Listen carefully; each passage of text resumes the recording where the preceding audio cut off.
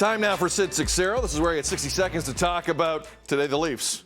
Here's what's on my mind this morning. For a sixth straight year, the Toronto Maple Leafs, after a first-round playoff failure, sat in front of the media and said, we're really disappointed, and no, we're not going to make any changes. I'm not kidding. That's how yesterday went. Head coach, GM, and president will all be back, and they all believe in this team.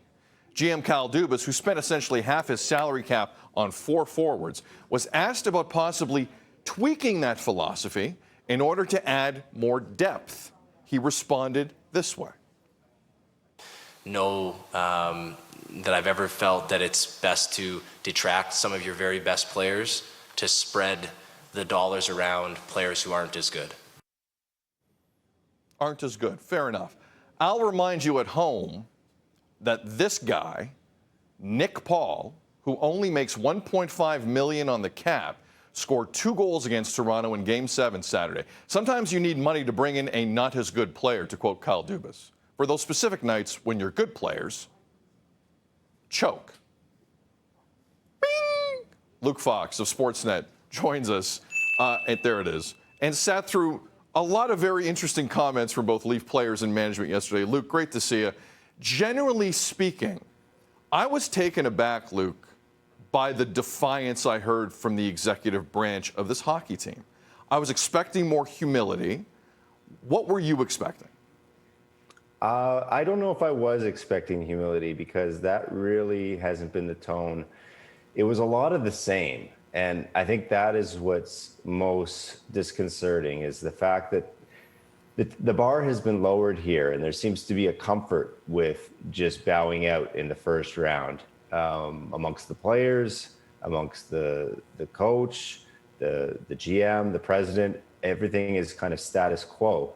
And when you've lost 6 first rounds in a row, when you're 0-9 in chances to eliminate an opponent, I feel like something has to change, something a little more drastic. And there didn't even seem to be a deep dive into considering significant change. It sounds like they're just going to tweak the fringes, find new Moneyball guys, go on a hunt for the next David Kampf and Michael Bunting. But, the Maple Leafs' best players showed up in this series for large part. Their best 5-point producers were their 5 highest paid guys. What if they're not healthy next season? What if they're not on a roll? So I don't know if this is a great look, but I do feel like the pressure's on. This feels like the last chance for them to get it right. This brass, this coach. Luke, you've covered this team all season long. You've covered it now for several seasons. I know, and you know, what we heard today isn't necessarily in stone for the entire offseason, because things happen. We got about 30 seconds. Do you think they're going to really run it back in a true sense like this, or was that a smokescreen and we could see some change? I think it's possible that that's a smokescreen, and I think it's possible that William Nylander could be the guy that gets moved. And that's not because he hasn't played well. He's coming off a career year. He looks fantastic, but he is an easy contract to trade, and he would yield a huge return on the market. I think Kyle Dubas was smart into not tip his hand, and I think his actions this summer will speak louder than words, and let's see what happens. I 100% agree with you. Luke Fox covering the Leafs all season long. Luke, with permission, I'm still going to bug you because this story is not near done this offseason.